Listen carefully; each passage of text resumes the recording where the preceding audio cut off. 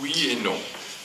C'est-à-dire que je considère que la ville va devenir un des éléments spatial importants, et on voit bien en quelque sorte comment Mexico en est un exemple de ce développement exponentiel de l'urbain. En même temps, moi, ma sociologie n'est pas une sociologie urbaine, c'est une sociologie en général, qui considère que le nouveau lien social va se faire dans la ville.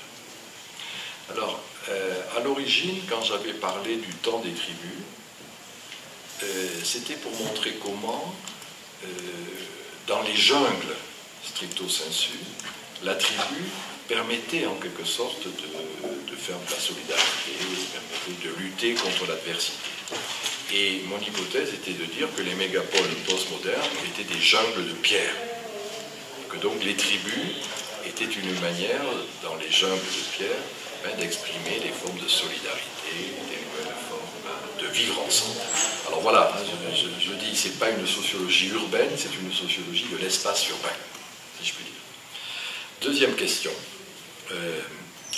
Oui, je crois que dans les moments où il y a un glissement civilisationnel, c'est-à-dire où on passe d'une époque à une autre époque, modernité, post-modernité par exemple, on ne peut plus se contenter de théories dogmatiques.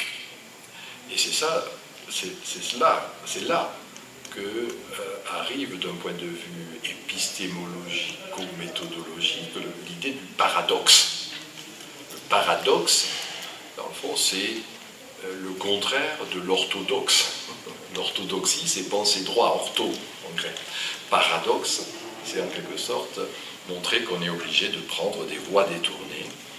Et je crois qu'actuellement, globalement, les sciences sociales sont très orthodoxes et il faut arriver à développer une pensée paradoxale. La pensée paradoxale, c'est une pensée qui est relativiste.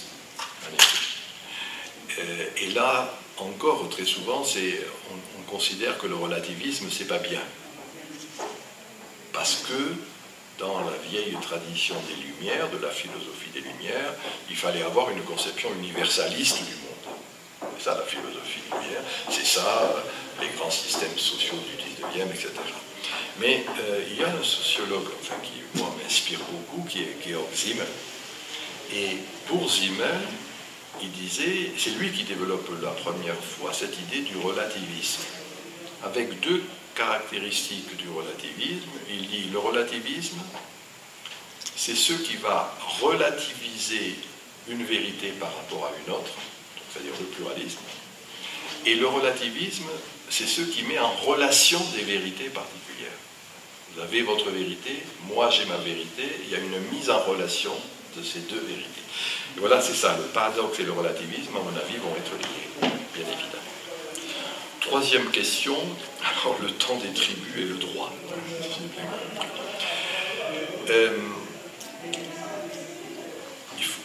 Moi, j'avais été marqué par ce concept intéressant de Durkheim, qui est le concept d'anomie. Anomie, chez Durkheim, c'est ce qui est hors la loi, au-delà de la loi. Et je crois que le temps des tribus montre bien que le droit qui s'est élaboré au XVIIIe, XIXe siècle ne marche plus. Et qu'il y a dans l'air du temps de l'anomie. Si on prend ce concept durkheimien, il y a de l'anomie. Mais si je poursuis, moi je dis, ma formule c'est de dire l'anomie que d'aujourd'hui, c'est le canonique de demain. C'est-à-dire ce qui est hors la loi maintenant va devenir la loi.